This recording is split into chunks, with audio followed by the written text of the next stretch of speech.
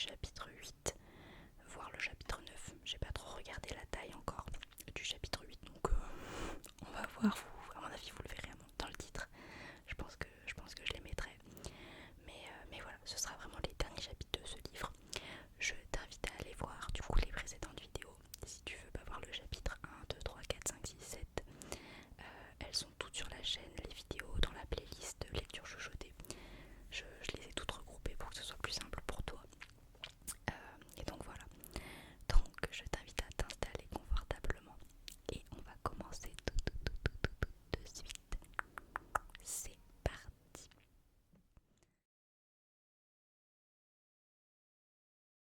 Faut que je te parle, me dit Lucie. Elle est assise sur le canapé et son mascara lui a coulé sur les joues. Et merde. Lâchant mon sac, je me précipite vers elle. Dès que je m'assieds, elle fond en larmes. Qu'est-ce qu'il y a? Alex a rompu avec toi. Comme elle secoue la tête, je recommence à paniquer. Pitié, pas un cancer. Je lui prends la main et c'est là que je vois. Lucie, tu es fiancée. Oui, pardon, je sais que mon bail dure encore 6 mois, mais il veut que je m'installe avec lui. Et c'est ça, et c'est pour ça qu'elle pleure. Parce qu'elle veut résilier son bail. Elle prend un mouchoir, se tapote les yeux. Je m'en veux horriblement, Lily. Tu vas te retrouver toute seule, je déménage et toi tu n'auras plus personne. Qu'est-ce que... Lucie, ça ira, je t'assure. Elle lève sur moi un regard plein d'espoir. C'est vrai. Qu'est-ce qui a pu lui donner une telle image de moi? Oui, c'est bon, je suis très contente pour toi. Elle se jette dans mes bras. Oh merci, Lily. Et elle rit entre ses larmes avant de me lâcher pour bondir vers la sortie. Il faut que j'aille prévenir Alex, il avait si peur que tu ne lâches pas mon bail. Attrapant son sac et ses chaussures, elle ouvre déjà la porte d'entrée. Et moi, je m'allonge sur le canapé, songeuse.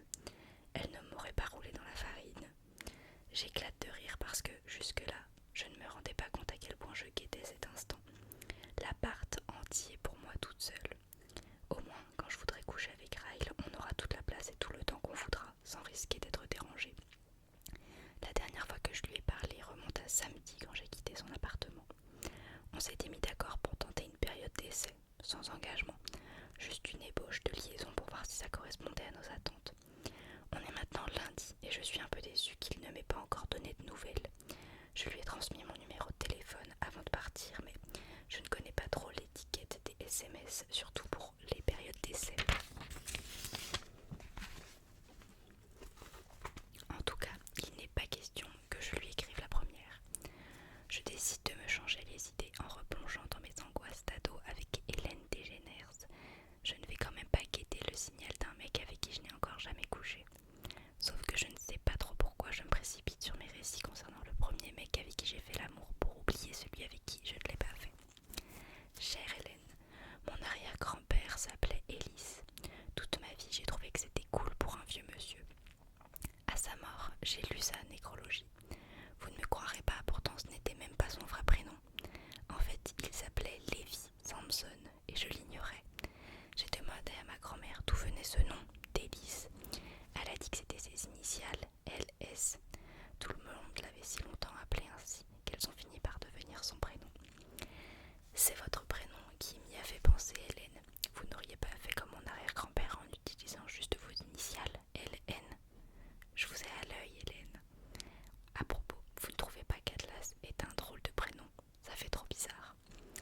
Hier, alors qu'on regardait ensemble votre talk show, je lui ai demandé d'où ça venait. Il n'en savait rien.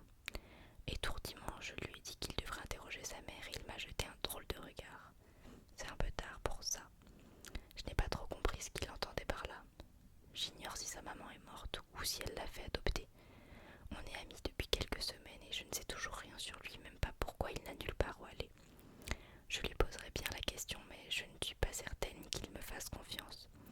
Il semble avoir des problèmes de ce côté-là et je suppose qu'il a de bonnes raisons pour ça. Je m'inquiète pour lui. Cette semaine, le froid s'est vraiment intensifié et je crains que ce ne soit encore pire la semaine prochaine. S'il n'a pas d'électricité, il n'a pas de quoi se chauffer. J'espère qu'il a au moins des couvertures. Vous savez à quel point je m'en voudrais s'il mourait de froid. Ce serait vraiment terrible, Hélène. Je vais lui trouver des couvertures cette semaine et les lui donner. Lily. Chère Hélène, il va bientôt se mettre à neiger, alors j'ai décidé de tout récolter dans mon jardin aujourd'hui.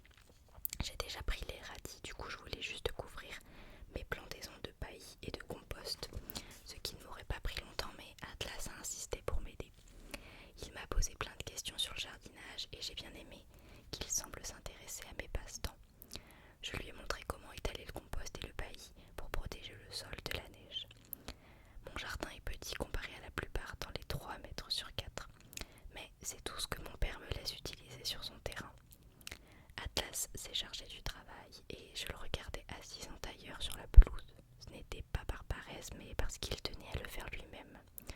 Je suppose que ça lui faisait du bien de s'occuper, que ça lui permettait d'oublier d'autres choses. Quand il a terminé, il est venu s'asseoir en tailleur à côté de moi. « Pourquoi aimes-tu cultiver des plantes ?» m'a-t-il demandé. Je me suis rendu compte que c'était sans doute mon meilleur ami, alors qu'on ne savait pratiquement rien l'un de l'autre. J'ai des amis au lycée, mais ils n'ont jamais pu entrer chez moi pour des raisons évidentes. Ma mère a toujours peur qu'il se passe quelque chose avec mon père et que tout le monde sache. Et moi, je ne vais jamais chez les autres sans bien savoir pourquoi d'ailleurs. Peut-être que mon père ne veut pas que j'aille voir chez les autres comment un bon mari devrait traiter sa femme. Il doit vouloir me faire croire que sa conduite envers ma mère est normale. Atlas est le seul de mes amis qui soit jamais entré dans ma maison, et aussi le seul à savoir combien j'aime le jardinage, et en plus le seul à me demander pourquoi. Tout en réfléchissant à sa question, j'ai cueilli un brin d'herbe que j'ai déchiré en plusieurs morceaux. Quand j'avais 10 ans, ma mère m'a inscrite sur un site appelé Graines Anonymes. Tous les mois, je recevais par la poste un paquet de graines sans nom avec les instructions pour savoir comment les planter et les cultiver. Je ne saurais ce que c'était que lorsque ça sortirait de terre.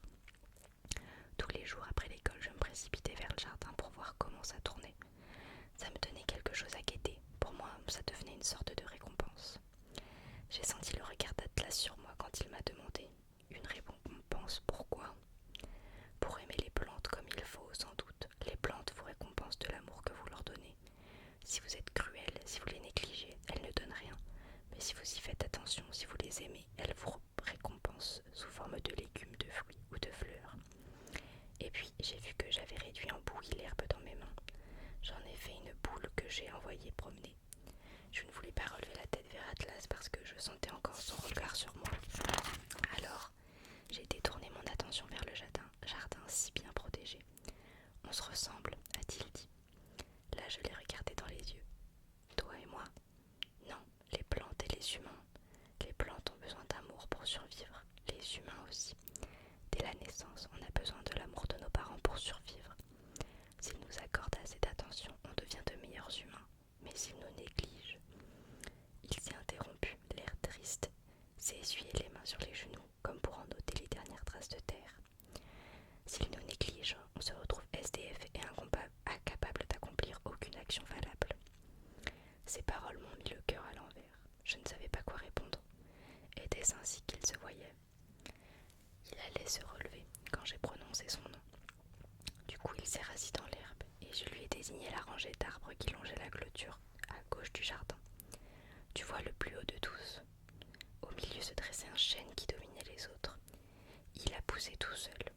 La plupart des plantes ont besoin de beaucoup de soins pour survivre, mais d'autres, comme les arbres, sont assez forts pour ne se fier qu'à eux-mêmes. Je ne savais pas trop s'il comprenait où je voulais en venir, mais il devait comprendre qu'il était assez fort pour survivre à tout ce qui avait pu lui arriver dans l'existence. Je ne le connaissais pas bien, mais je voyais qu'il était résistant, infiniment plus que je ne le serais sans doute à sa place. Il ne quittait plus l'arbre des yeux, au point de ne plus cligner des paupières. Quand enfin il les a remués, ça n'a été que très légèrement avant de se remettre à considérer la pelouse. À la façon dont sa bouche se tordait, j'ai cru qu'il allait faire la grimace, et puis non, il a souri légèrement. J'ai soudain eu l'impression que mon cœur venait de faire un bond. On se ressemble, a-t-il répété. Les plantes et les humains ? Non, toi et moi. Hélène, j'en suis restée le souffle coupé. J'espère qu'il ne s'en est pas aperçu, mais d'un autre côté, que répondre à ça ? Alors j'ai patienté le temps qu'il finisse par se relever, qu'il commence à s'éloigner. Atlas, attends. Il s'est retourné, j'ai montré ses mains. Tu veux peut-être prendre une douche rapide avant de rentrer, non ? Le compost est fait à partir de pousses de vache. Il a regardé ses mains, puis ses vêtements maculés. De la pousse de vache, c'est vrai. J'ai hoché la tête en souriant, et tout d'un coup, il est revenu pour s'essuyer les mains sur moi. On a tous les deux éclaté de rire, jusqu'à ce qu'il replonge une main dans le sac à compost pour en répandre une poignée sur moi. Hélène, je suis sûre que la phrase qui va suivre n'a jamais été écrite, encore moins prononcée à haute voix. Je n'ai jamais été aussi excitée de ma vie qu'alors qu'il étalait cette merde sur moi. Au bout de quelques minutes, on était tous les deux écroulés par terre, morts de rire.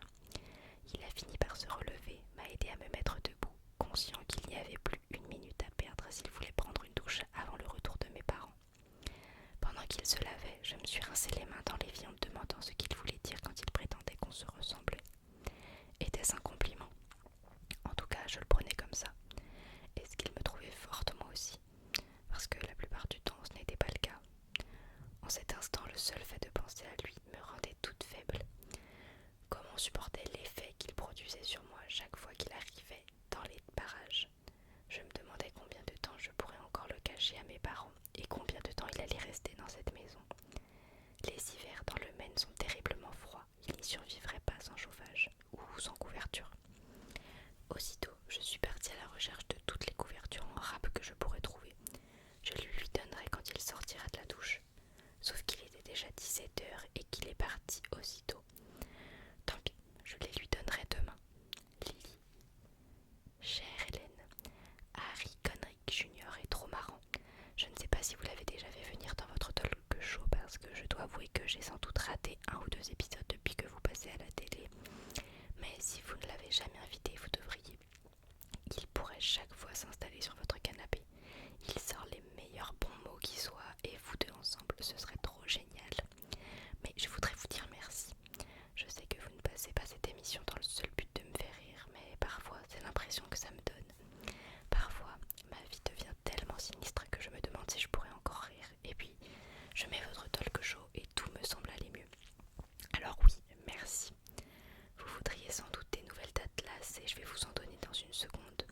Mais d'abord, il faut que je vous raconte ce qui s'est passé hier soir. Ma mère est professeure adjointe à l'école élémentaire de Primeur. Ce n'est pas tout près du coup, elle ne rentre jamais avant 17 heures. Quant à mon père, il travaille à 3 km d'ici, donc il arrive à peu près en même temps qu'elle. On a un garage, mais qui ne reçoit qu'une voiture à cause de tout le bordel de mon père. Du coup, celle de ma mère reste garée dehors, devant la maison. Hier, elle est rentrée un peu plus tôt et Atlas était encore à la maison. On avait presque fini de regarder votre talk show quand j'ai entendu la porte du garage se soulever. Il a couru vers la sortie du fond, tandis que je rangeais à toute vitesse nos sodas et nos goûters. La neige s'était mise à tomber sérieusement depuis la veille, en début d'après-midi, et ma mère avait plein de choses à rentrer, si bien qu'elle avait emprunté le garage, histoire de tout transporter directement par la porte de la cuisine. C'était du matériel pour son boulot et quelques provisions. Je l'aidais quand mon père s'est garé devant la maison. Il s'est mis à klaxonner, furieux qu'elle ait pris le garage. Je suppose qu'il n'avait aucune envie de sortir sous la neige. Je ne vois pas pour quelle autre raison il l'aurait obligée à bouger immédiatement sa voiture au lieu d'attendre qu'elle ait fini de la décharger. Maintenant que j'y pense, pourquoi est-ce qu'il prendrait toujours le garage? Normalement, un homme qui aime sa femme ne la laisserait pas se garer dans le coin le plus pourri. Toujours est-il que j'ai aussitôt repéré l'expression effrayée de ma mère quand elle a entendu le klaxon. Alors elle m'a dit de tout déposer sur la table pendant qu'elle sortait sa voiture. Je ne sais pas trop ce qui s'est passé une fois qu'elle s'est retrouvée dehors, mais j'ai entendu un grand bruit et puis elle s'est mise à crier. Alors je me suis précipitée dans le garage pensant qu'elle avait peut-être glissé sur la glace. Hélène, je n'ai pas envie de raconter ce qui s'est passé ensuite, je suis encore sous le choc. Voilà, je n'ai pas tout de suite aperçu maman, juste mon père penché derrière la voiture. Je me suis approchée et là j'ai compris pourquoi je ne la voyais pas. Il lui tenait la tête plaquée sur le capot, les 2 mains sur sa gorge. Il était en train de l'étrangler, Hélène. Rien que d'y penser, ça me donne encore envie de pleurer. Il hurlait, la regardait, la haine dans les yeux. Il braillait je ne sais quoi, disant qu'il travaillait dur. J'ignore ce qu'il mettait dans cet état parce qu'elle ne disait rien, cherchant juste à respirer. Les moments suivants sont passés comme dans un cauchemar. Je crois que je me suis mise à crier quand je lui ai sauté sur le dos, que je l'ai frappé sur le côté de la tête. Et puis plus rien. Je ne sais pas trop ce qui s'est passé, mais j'imagine qu'il a commencé par se débarrasser de moi. Je ne vois plus que 2 choses. Un instant, j'étais sur son dos, la seconde suivante par terre, avec le front qui me faisait un mal pas possible. Ma mère était assise à côté de moi, à me tenir en me disant qu'elle était désolée. J'ai cherché mon père des yeux, mais il n'était pas là. Il avait regagné sa voiture et il était parti. Ma mère m'a tendu un mouchoir en me disant de le garder contre ma tête parce que ça saignait et puis elle m'a aidé à monter dans sa voiture et m'a emmenée à l'hôpital. En chemin, elle ne m'a dit qu'une seule chose. Quand on te demandera ce qui t'est arrivé, dis que tu as glissé sur la glace. Je regardais par la fenêtre et j'ai fondu en larmes. C'était la goutte d'eau qui faisait déborder le vase. J'aurais juré qu'elle allait le quitter maintenant qu'il m'avait blessée, et là je comprenais qu'elle ne le lâcherait jamais. J'en étais totalement abattue, mais je n'ai rien osé lui répondre. On a dû me faire 9 points de suture, et je ne sais toujours pas sur quoi je me suis cogné la tête, mais ça n'a pas d'importance.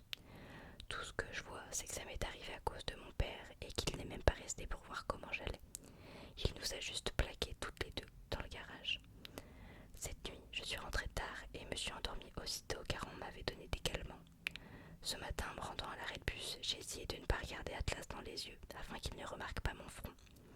Je m'étais coiffée de façon à cacher le pansement et sur le moment, il ne s'est aperçu de rien. Quand on est assis l'un à côté de l'autre, nos mains se sont touchées alors qu'on posait nos sacs par terre. Les siennes étaient glacées. Là, j'ai compris que j'avais oublié de lui donner les couvertures préparées pour lui parce que ma mère était rentrée plus tôt que prévu. L'incident du garage m'a fait manquer tout le reste. Il avait neigé et gelé toute la nuit et Atlas s'était retrouvé tout seul dans le noir. Et maintenant il avait tellement glacé que je me demandais comment il pouvait encore fonctionner. « Tu es gelé ?» ai-je dit en lui prenant la main. Il n'a pas répondu, alors je lui ai frotté pour les réchauffer un peu. Puis j'ai posé la tête sur son épaule et là, j'ai eu la réaction la plus gênante de la terre. Je me suis mise à pleurer. Ça ne m'arrive pas souvent, mais j'étais encore si bouleversée par ce qui s'était passé hier. Je me sentais si coupable d'avoir oublié les couvertures que ça m'a bouffée jusqu'à l'arrivée au lycée. Il n'a rien dit. Il a juste retiré ses paumes des miennes pour que je cesse de les frotter et il les a posées sur mes mains. On est restés ainsi nos têtes appuyées l'une contre l'autre. J'aurais presque trouvé ça mignon si ça n'avait pas été aussi triste. Le soir, en rentrant à la maison, il a finalement remarqué ma blessure. Pour tout dire, je l'avais oublié. Personne en cours ne m'avait posé de questions et quand il est venu s'asseoir près de moi, je n'essayais plus de la cacher. « Que t'est-il arrivé ?» m'a-t-il demandé. Je ne savais pas quoi lui répondre. Je l'ai juste effleuré des doigts et j'ai regardé par la fenêtre. Moi qui cherchais tant à susciter sa confiance afin qu'il me dise pourquoi il n'avait nulle part où aller, je refusais de lui mentir. Mais je refusais également de lui dire la vérité. Alors que le bus redémarrait, il a expliqué. Hier, en quittant ta maison, j'ai entendu qu'il se passait quelque chose. Des cris à toi, et puis j'ai vu ton père s'en aller. J'allais venir demander ce qui t'arrivait quand je t'ai vu partir dans la voiture de ta maman. Il avait donc entendu l'altercation dans le garage. Il avait vu ma mère m'emmener à l'hôpital. Je n'arrivais pas à croire qu'il ait pu revenir chez nous. Vous savez ce que mon père lui aurait fait s'il l'avait surpris revêtu de ses habits. Je me suis inquiétée pour lui parce que je ne crois pas qu'il se rende compte de quoi mon père est capable. Atlas ne fait jamais ça, tu ne dois pas venir chez moi quand mes parents sont là. Après une pause, il a répondu. Je t'ai entendu crier Lily, comme si rien au monde ne comptait davantage que de voler à mon secours. Je m'en voulais un peu parce qu'il voulait juste m'aider, mais ça n'aurait fait qu'empirer les choses. Je suis tombée, lui ai-je dit. Aussitôt, je me suis reproché ce mensonge. D'ailleurs, il semblait un peu déçu car on savait aussi bien l'un que l'autre que ça ne se résumait pas à ça. Alors il a levé la manche de son t-shirt pour me montrer son bras. Hélène, j'en ai eu le cœur retourné. C'était horrible. Rempli de petites cicatrices, des brûlures, de cigarettes. Il a tourné le bras et j'ai vu que c'était pareil sur le dessus.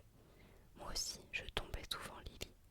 Puis il a rabaissé ses manches sans plus rien dire. Sur le moment, j'ai eu envie de lui dire que ce n'était pas la même chose, que mon père ne s'en prend jamais à moi, qu'il voulait juste se débarrasser de moi. Et puis je me suis rendu compte que j'allais utiliser les mêmes excuses que ma mère. Ça m'a un peu gênée qu'il sache ce qui se passe à la maison. Tout le reste du chemin, je n'ai plus fait que regarder par la fenêtre parce que je ne savais plus que dire. En arrivant, j'ai vu que la voiture de maman était là, devant bien sûr, pas dans le garage. Autrement dit, Atlas ne pourrait pas entrer et regarder le talk show avec moi. J'allais lui dire que je lui apporterais des couvertures, mais il est descendu du bus sans vraiment me dire au revoir. Il a juste suivi la rue, comme s'il était furieux. La nuit est tombée maintenant, et j'attends que mes parents aillent se coucher, mais bientôt je vais lui apporter des couvertures. Lily.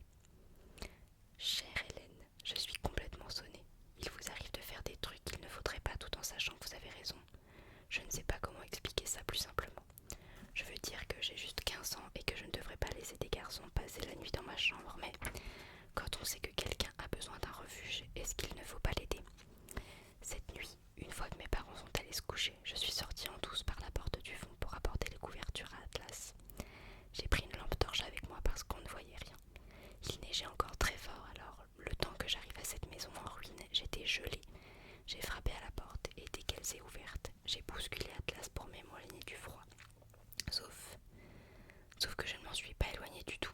En fait, il faisait presque plus froid à l'intérieur de cette maison. J'ai braqué ma lampe à travers le salon, puis la cuisine. Il n'y avait strictement rien dedans, Hélène. Pas de canapé, pas de siège, pas de matelas. Je lui ai tendu les couvertures tout en continuant de regarder autour avait un grand trou dans le plafond de la cuisine et la neige y tombait directement. Dans le salon, j'ai découvert le coin qu'il utilisait. Son sac à dos, mais aussi celui que je lui avais donné, ainsi que les autres trucs, bien en pile, comme les vêtements de mon père au sol. Il y avait 2 serviettes. Il devait s'allonger sur l'une et prendre l'autre comme couverture. Horrifiée, je me suis plaqué une main sur la bouche. Voilà des semaines qu'il vivait ainsi. Il m'a posé une main dans le dos, comme pour doucement me pousser dehors. Il ne faut pas rester là, Lily. Tu pourrais avoir des ennuis. Toi non plus, tu ne devrais pas être là. J'ai voulu l'entraîner avec moi sur le perron, mais il a résisté, alors j'ai insisté. Tu n'as qu'à dormir par terre chez moi cette nuit. Je fermerai ma porte à clé. Tu ne peux pas rester ici. Il fait trop froid. Tu vas finir par mourir d'une pneumonie. Il avait l'air de ne plus savoir quoi faire. Je suis sûre que l'idée de se faire surprendre dans ma chambre le terrifiait autant que d'attraper une pneumonie. Pourtant, il a fini par hocher la tête. D'accord. Alors dites-moi, Hélène, ai-je eu tort de l'amener dormir dans ma chambre cette nuit? Ça ne m'avait pas l'air mal quand même. C'était la chose à faire. En même temps, je risquais les pires ennuis si je me faisais prendre. Il a dormi par terre. Je ne faisais rien d'autre que lui donner un endroit chauffé où dormir. Cette nuit, j'en ai appris davantage sur lui. Après l'avoir fait entrer chez moi par la porte de derrière, j'ai tiré le verrou de ma chambre et je lui ai préparé une paillasse au pied de mon lit. J'ai mis la sonnerie sur 6 heures en lui disant qu'il devrait se lever et partir avant le réveil de mes parents, car il arrive que ma mère vienne me dire bonjour le matin. Puis je me suis blottie dans mon lit en jetant un coup d'œil vers le bas pour le regarder à mes pieds. On a un peu bavardé. Je lui ai demandé combien de temps il pensait passer ici. Il a dit qu'il ne savait pas. Du coup, j'ai voulu savoir comment il était arrivé ici. Ma lampe toujours allumée, et on ne faisait que murmurer, mais là, il n'a plus rien dit. Il m'a juste dévisagé un bon moment, les mains derrière la tête, avant de finir par répondre. Je ne connais pas mon vrai père, il ne s'est jamais occupé de moi. J'ai toujours vécu seule avec ma mère, mais elle s'est remariée voilà maintenant 5 ans avec un mec qui ne m'a jamais aimée. On s'est souvent disputé. Quand j'ai eu 18 ans, il y a quelques mois, ça a mal tourné et je me suis fait jeter dehors. Il a poussé un profond soupir comme s'il ne voulait pas en dire davantage, sauf qu'il a fini par préciser. J'ai d'abord vécu chez un ami, mais son père a été nommé dans le Colorado et ils ont déménagé. Il ne pouvait pas m'emmener évidemment. Ses parents avaient déjà été très sympas de me garder chez eux tout ce temps, alors je leur ai dit que j'allais en parler avec ma mère et retourner à la maison. Le jour où ils sont partis, je n'avais nulle part où aller. Finalement, je suis repartie chez moi. J'ai dit à ma mère que j'aimerais qu'elle me reprenne jusqu'à la fin de mes études secondaires. Elle n'a pas voulu. Selon elle, ça risquait d'irriter mon beau-père. Il a tourné la tête vers le mur. Alors j'ai erré dans les parages pendant quelques jours jusqu'à ce que je découvre cette maison. Je me disais que j'allais y rester jusqu'à ce que les choses s'arrangent ou jusqu'à mon diplôme.